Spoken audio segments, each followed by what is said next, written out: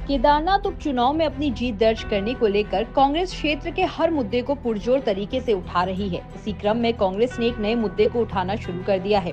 दरअसल केदारनाथ सीट से टिकट बंटवारे पर भाजपा ने दिवंगत विधायक शैला रानी रावत की बेटी ऐश्वर्या को टिकट न देकर भाजपा प्रदेश महिला मोर्चा अध्यक्ष आशा नौटियाल को दिया है, जिसको अब कांग्रेस मुद्दा बना रही है। कांग्रेस के प्रदेश प्रवक्ता शीशपाल सिंह बिष्ट का कहना है कि शैला रानी रावत की बेटी ऐश्वर्या रावत को टिकट न देकर उनका अपमान किया गया है, और क्योंकि शैला रानी रावत ने पूर्व में बतौर कांग्रेस विधायक के तौर पर केदार घाटी में विकास कार्य किए हैं, इसलिए उनकी बेटी की उपेक्षा जायज नहीं। वहीं भाजपा से धर्मपुर विधायक विनोद चमोली ने इसे सिरे से नकारा है और कहा कि पार्टी ने सोच समझकर ही टिकट का बंटवारा किया है और आशा नौटियाल एक जुझारू महिला हैं और पार्टी की जीत को अवश्य सुनिश्चित करेंगी।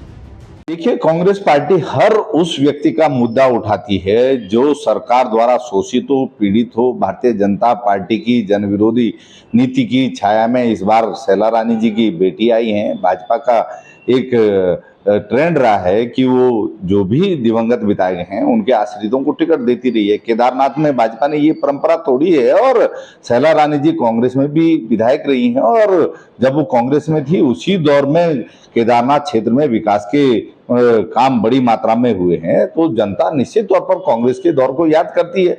कांग्रेस पार्टी ने इसीलिए कहा है कि शैला रानी जी की पुत्री का भाजपा ने अपमान किया और जनता इस अपमान का बदला लेगी। आज केदार घाटी में जिस तरीके से जनता पिछले 7 सालों से सरकारी उपेक्षा झेलने के लिए मजबूर है, घाटी का पूरा कारोबार चौपट हो गया है। केदारनाथ धाम में हकूकधारियों के साथ प्रशासन ने जो जातियां की हैं वो किसी से छुपी नहीं है। 228 किलो सोना पीतल में कैसे बदला, आदरणीय शंकराचार्य जी का अपमान क्यों किया गया, केदारनाथ मंदिर का प्रतीकात्मक मंदिर दिल्ली में बनाने का प्रयास क्यों हुआ, इन सवालों के जवाब जनता पूछ रही है और भाजपा के पास इन सवालों के जवाब नहीं है। कांग्रेस पार्टी वहां पर प्रचंड बहुमत से चुनाव जीत रही है, इस पे किसी को शक नहीं होना चाहिए। ये वो भारतीय जनता पार्टी के कार्यकर्ता है। शैला रानी रावत जी समय से पहले हमारे बीच से चली गई, इसका कष्ट हम सबको है। उनके परिवार के साथ हमारी सब संवेदना भी है, हमारा अपना परिवार है क्योंकि भारतीय जनता पार्टी की हमारी विधायक थी वो।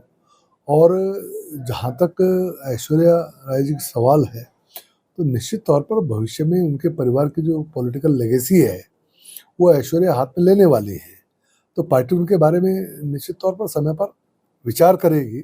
और आज वो पूरी तरह उन्होंने एक बहुत अच्छा जो मुझे उनका कदम रहा कि वो बाकायदा इस समय प्रत्याशी के साथ खड़ी है और भारतीय जनता पार्टी के लिए काम कर रही है।